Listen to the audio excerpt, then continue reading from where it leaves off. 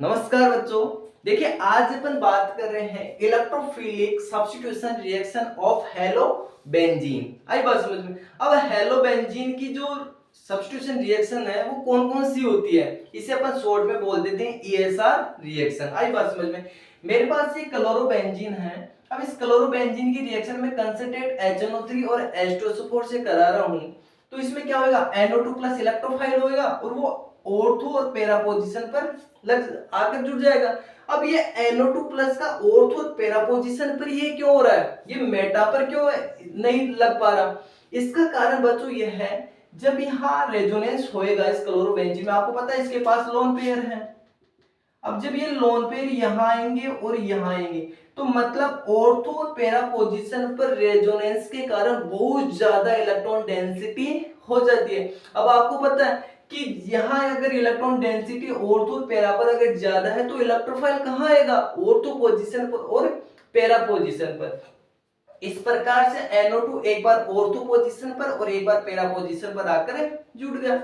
अब यहाँ देखिए जो ये मतलब ऑर्थो वाला जो प्रोडक्ट है ये अपने पास माइनर बन रहा है और पैरा वाला मेजर बन रहा है। ये क्या रीजन है?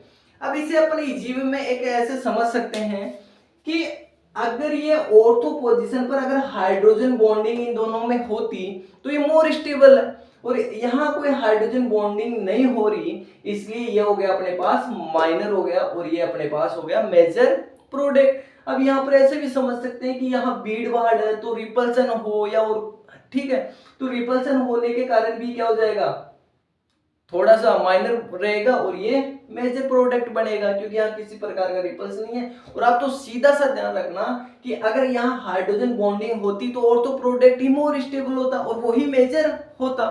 लेकिन अब दूसरी रिएक्शन की बात करें कि अगर कोई भी Cl2 H2SYZ होता है, Cl2Br2 ऐसा, ठीक है। अब यहाँ अगर Cl2 एनहाइड्रस FeCl3 ले रहा हूं तो यहाँ पर Cl क्या हो जाएगा, इलेक्ट्रोफाइल। अब वही एक बार ऑर्थो और एक बार पैरा पर, ठीक है। अब वही माइनर और वही मेजर, पैरा वाले प्रोडक्ट सभी के सभी क्या है, मेजर प्रोडक्ट हैं इस इलेक्ट्रोफाइल रिएक्शन में, ठीक है, मतलब electrophilic substitution reaction of halo benzene. अब यहाँ कंसंट्रेट H2SO4 या H2H2O7 से मैं रिएक्शन करा रहा हूं, तो H2 और H2O7 को क्या बोलते हैं, ओलियम बोलते हैं। तो यहाँ पर SO3H का एक बार ऑर्थो और एक बार पैरा पोजीशन पर एडिशन है। अब इसे वही माइनर इसे वही मेजर, ठीक है।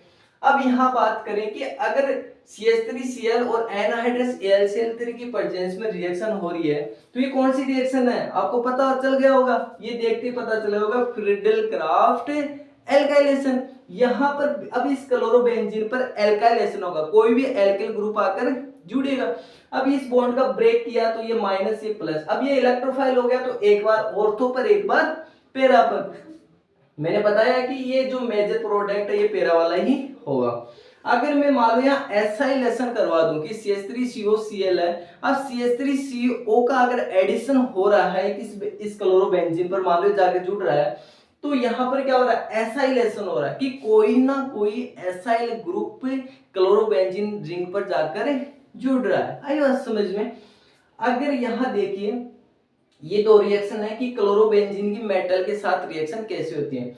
अगर मान लो सोडियम और ये अपने पास एलिफेटिक वो मतलब हैलाइड है तो ड्राई ईथर की प्रेजेंस, तो ये कौन सी रिएक्शन होगी, ये अपने पास हो गई वुड्स फिटिंग रिएक्शन। तो यहाँ पर ये प्रोडक्ट हो जाएगा, टालुइन बन जाएगा क्योंकि CH3 है।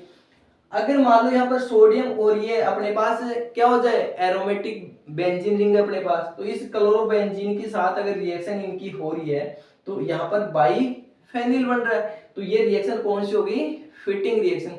देखिए बच्चों इस छोटे से वीडियो में मैंने इस क्लोरोबेंजीन की जो भी इलेक्ट्रोफिलिक सब्स्टिट्यूशन रिएक्शन और जो दो मेटल के साथ जो रिएक्शन है वो मैंने आपको अच्छी तरह से समझा, इसे बार बार वीडियो को आप देखें। दूसरी बात यह है कि यहाँ क्वेश्चन अगर बोर्ड में आता है तो ये देते हो ये देते, यहाँ आपको पूछ ले कि इनमें से मेजर और माइनर कौन सा, तो ज्यादातर मोस्टली ये सभी में क्या होगा, मेजर पैरा वाला ही होता है, ठीक है। दूसरी बात ये वो ये भी दे सकता है अपने पास कि क्लोरोबेंजीन से आप मान लो ऑर्थो नाइट्रो क्लोरोबेंजीन कैसे बनाओगे, सीधा दे सकता है। तो अपने को सीधा दिमाग में हो जाना चाहिए कि NO2 तो मतलब नाइट्रेशन हो रहा है, तो नाइट्रेशन हो रहा है तो ये रिएक्शन होगी। आई बात समझ में? ठीक है बच्चों, थैंक यू।